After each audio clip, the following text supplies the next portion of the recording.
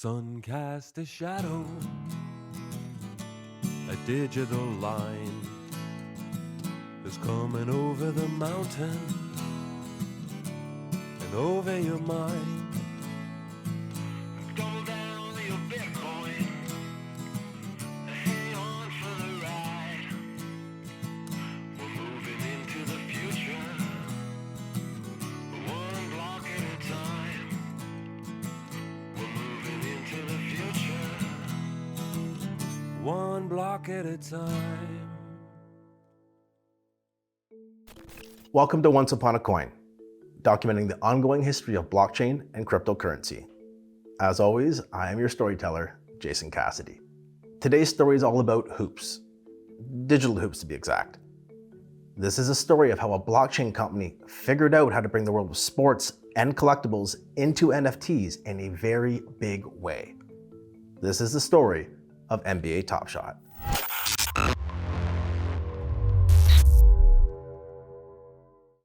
NBA Top Shot is the creation of Dapper Labs. The Vancouver-based company is the same group of people behind the Crypto Kitties mania of 2017.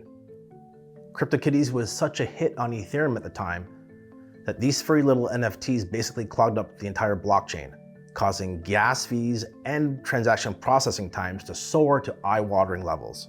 The experience was enough to convince Dapper to take matters into their own hands. They wanted a blockchain that could scale economically at the base layer to support millions of users.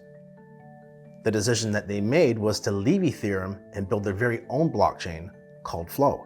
Of course, leaving a top blockchain to build your own is a very bold move, a move that comes with as much risk as it does reward. Suffice to say, Dapper now had something to prove in the eyes of many who watched them leave the active Ethereum ecosystem to go and build something brand new that had to be built from scratch. So, quick recap here. Dapper was doing what most thought at the time to be the unthinkable. They were going from being a company built on and thus supporting Ethereum, the established number 2 blockchain in the world behind only Bitcoin, to leaving and actually competing directly against Ethereum by creating their own blockchain called Flow. They're a proof-of-stake based blockchain that's meant for large-scale app development. It seemed like a really big ask. However, as fate would have it, Dapper actually managed to pull it off. To solve the scaling dilemma they faced on Ethereum, Flow was built with a multi-role architecture design, whereas Ethereum uses sharding. Flow was launched officially in 2020, and its native currency is also called, you guessed it, Flow. So Flow, for the first time, lets the nodes essentially specialize according to their individual capacities and their individual ability to process transactions. So you have certain nodes in the network that are very powerful, and they function as execution nodes. They do most of the heavy lifting.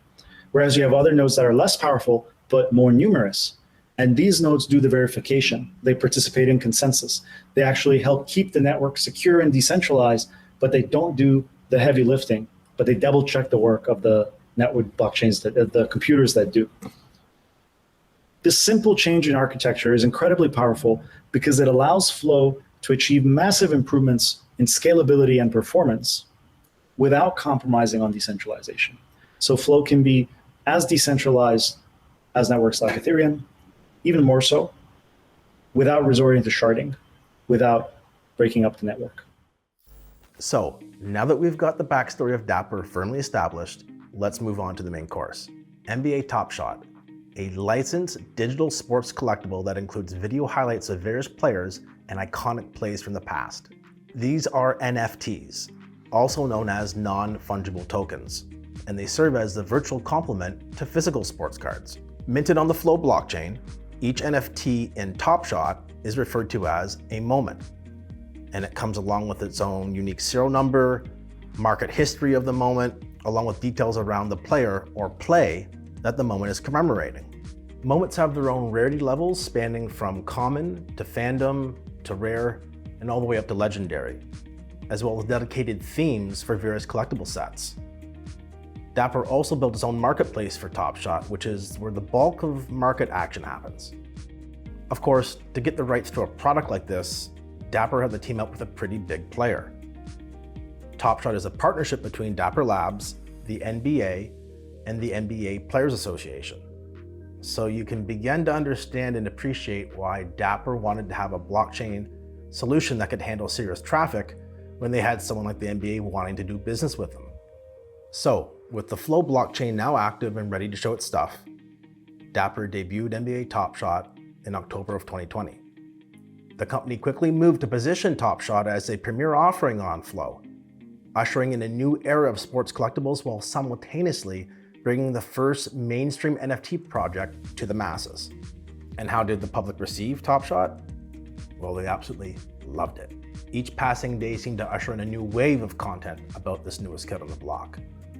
YouTube, social media, mainstream media, heck, even the sporting world was picking up what Dapper was putting down with this new spin on digital collectibles. And because they had the backing of the NBA, the temperature just kept getting hotter and hotter. You see, Dapper did something really, really good here. Whether by design or pure luck, they found themselves in the enviable position of launching a great NFT product with mainstream appeal right at the beginning of what would become the first great bull market for NFTs. The timing could literally not have been any better. Top Shot basically takes the best parts of trading cards and makes them digital. The NBA is well known for kind of being forward thinking and tech savvy and all of these things. And that's they've really shown what can happen when they lean in, because these are really the most important assets to the NBA, right? They're the highlights, they're the most exciting moments of the game. The business problem that NBA Top Shot solves is it lets the NBA be part of the NBA fan economy forever, because as these cards are, there's a marketplace where all trading happens, it's completely transparent, and then as the secondary market grows and evolves, the NBA actually has a direct interest in that, because they get a revenue share from the transaction fees that happen on the peer-to-peer marketplace. And as the hype around Top Shot increased, so too did the sales. Some moments in Series 1, the inaugural NFT release around the 2019-2020 season, went from a floor of $1 US to $500 US in a matter of months. By February of 2021, Top Shot was officially going parabolic, and some truly jaw-dropping sales began to take place. This is the moment in like 1995 when the internet sort of blew up, or in 2007, 2008 when mobile blew up. This is what it's feeling like. And really the gateway drug has been the NFTs. One of the best examples is NBA Top Shot. And listen, this is the reason why I put my Luka Doncic three-pointer in Game 6 of the Clippers series up for $250,000 US. And I love the NFT market because what they have really done is they are building scarcity with these digital cards. My first impression was it just seemed different. Comparing that with my traditional cardboard collection, it seemed like there was something special about this. I was kind of all in and decided to accumulate more. It began to actually pick up some more media exposure, not just on Twitter, but like TV and such. And then that's where it basically became like this phenomenon, which we know now. Nobody anticipated this viral moment happening. And so it took them a few months to basically meet the demand. Top Shot fever had officially hit. Megastars in the NBA like Kevin Durant and Dwayne Wade were working with Top Shot to release theme moments. Players were joining the platform just to collect moments of themselves. Pack drops kept selling out, and Dapper even found themselves in the mainstream lexicon when they were name dropped in a commercial. And for a while, things were good in the kingdom of Top Shot. However, by the end of Series 2, built around the 2020-2021 season, an aura of doubt and concern had begun to form around the thriving Top Shot community. Dapper, based upon their success in Series 1 with Top Shot, had decided to mint considerably more moments per player and per play in Series 2, likely assuming continued growth of their user base. Dapper decided to increase the supply of Series 2 by about a factor of 10 for many common base set moments. A Series 1 moment that was minted to 4,000 copies was seeing between 35,000 and 40,000 copies for its Series 2 counterpart. By the time Series 3 came out, the whispers of oversupply problems slowly turned into open discussion. Dapper once again increased the supply, with many base set moments in Series 2 going from 35,000 to 40,000 copies per moment, to 60,000 copies per moment in Series 3. More sets were being released as well, oftentimes with the same group of players. Complaints of oversaturation of moments and the number of moments per player were becoming a consistent theme. Daily active users on the platform began to drop off, while onboarding new users to the platform began to slow down as well. Marketplace action also began to trend down around this time, which turned sentiment on the platform sour. The price of moments kept falling, and with them, so too did the value of users' collections. Maybe these sports collectible NFTs really were just a bunch of worthless video clips that one could get off YouTube. Botched pack drops, poor communication, and an inability to find a strong product market fit all added to the growing discourse. In Series 2, it was very much ramped up. At that time, they were minting to demand. That's how much demand was, because that's how many users there were. It attracted, I would say, the wrong type of users who had no interest in being there other than to extract money from others who were trying to enjoy the fan experience. So Series 2, we reached as high as 40K. And in Series 3, they decided that minting 60K moments was necessary. The user base was continuously shrinking. So 60K moments was just, it felt like you were just swimming in a sea of moments. 60,000 moments works when you're a kid and the kid gets the cardboard card and then throws it in a shoebox and gets destroyed at some point, or their parents, clean out their room 20 years later and throw them out. But these moments were always going to be in perfect mint condition, living on a blockchain, living in someone's wallet somewhere. So 60,000 just seemed like an absurd number. While this change of fortune was playing out for Top Shot, the NFT and fungible crypto space was also going through its own market transformation. The multi-year bull market was slowly but surely ceding control to a pending bear market, and by early 2022, many people in the space were realizing the top of the market had likely already been set. It wasn't all bad news for Top Shot, however. Their meteoric rise to the top of the NFT mountain had made them a lot of money, and I mean a lot of money. In May of 2022, Top Shot hit the historic $1 billion in sales milestone. That's a lot of NFTs. This is around the time that Dapper finally addresses the question of what type of platform NBA Top Shot really wants to be. Were they going to go down the path of collectors buying what they love? Or were they going to lean into gamifying moments and adding a fantasy sports level of intrigue and utility into the platform? Top Shot used Series 3 and 4 to experiment with new types of functionality and features, often soliciting feedback from the community directly. Leaderboards, flash challenges, and contests that allowed collectors to win packs, moments, and good old Dapper credit became a staple as the platform focused on daily engagement with its user base. Top Shot moments, are they collectibles or are they game pieces in a larger game? When I joined in 2020, they would be game pieces for some later unannounced game, but until that happened, it was basically just a collectible, which I was happy with. They're not on the hook for constantly giving away things. They've given away quite a bit, by the way. I won a one-on-one with Obi Toppin. That experience just blew my mind. Either way, I think the fundamental aspect of Top Shot should be owning a piece of history. That's cool, to own a piece of that history. This is also around the time that Top Shot really begins to lean into the fandom aspect of the platform. Fans can win access to anything from NBA League Pass subscriptions, official NBA swag like hats and jerseys, tickets to regular season and playoff games, as well as unique fan experiences like dinner with Magic Johnson, cooking classes with Kate Cunningham, and much, much more.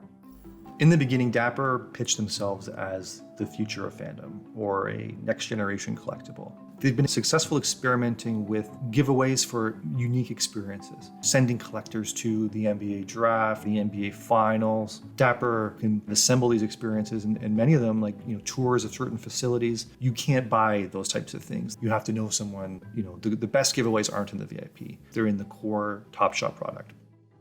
Entering into Season 5, Top Shot is still going through this evolutionary process of figuring out exactly what it is they want to be. The platform draws in a healthy number of both collectors, investors, and fans that are looking to get access to both fandom and gamification aspects that Top Shot has put together. Believe it or not, Top Shot is still in beta.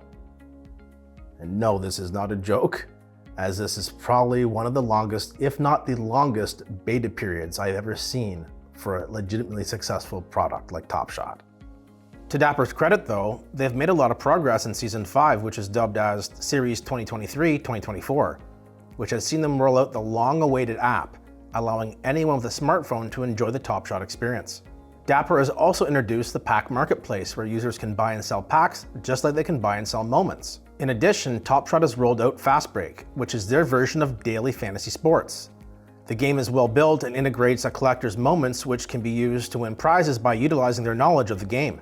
Reduced mint counts that are in line with the current size of their collector base, along with improved clarity around sets and pack drops, has seen the platform rebound a bit in terms of market sentiment, and just the pure fun factor of engaging in NBA fandom. Oh, and if you're a fan of the ladies and love the WNBA, well, I got great news for you because Dapper has you covered here too. They actually have an entire product built around it, so I highly encourage you check it out. Perhaps with all this progress being made, Dapper will feel comfortable enough to move Top Shot out of beta in the near future. Now, I happen to be a Top Shotter myself, having joined in early January of 2021, right before the market went parabolic. I was around for the early pack drops, which was an experience unto itself. And with much fewer packs available than fans looking to buy packs, the pack drop was a must-attend experience if you were on Top Shot at the time. Entering the pack queue and waiting to see if your queue number was actually low enough to make the cut and get a pack was a true blast. Top Shot did something great here as they created an environment that had a true sense of both excitement and anticipation. And it's this type of environment that I hope Dapper is eventually able to recreate for Top Shot one day down the road, striking a balance between accessibility for new users and easier to get moments versus exclusivity and scarcity for more seasoned collectors and higher priced moments. And to offer some perspective from someone who probably has way too many moments himself, Dapper has been very clear from day one with Top Shot that this is a long-term play. Reinventing trading cards by going digital is a big ask, and it's probably expected there's going to be some ups and downs along the bumpy road to mainstream acceptance. So, while 40k mint counts in Series 2 and 60k mint counts in Series 3 were far more than the user base could absorb at the time of release, in the future, if Dapper is able to bring on millions of new collectors to their platform like they plan on doing, those mint counts won't seem all that big anymore. Perspectives often change with the times. So if you're bullish on Top Shot, this is the mindset you're employing as they work towards mainstream adoption. And having the NBA alongside them for the journey means that Top Shot is likely going to be capturing digital, iconic moments in NBA history for a very long time to come. Well, I hope you enjoyed today's stroll down memory lane. Until next time, have fun, enjoy life, my friends, and I'll be back soon with another incredible story to tell you.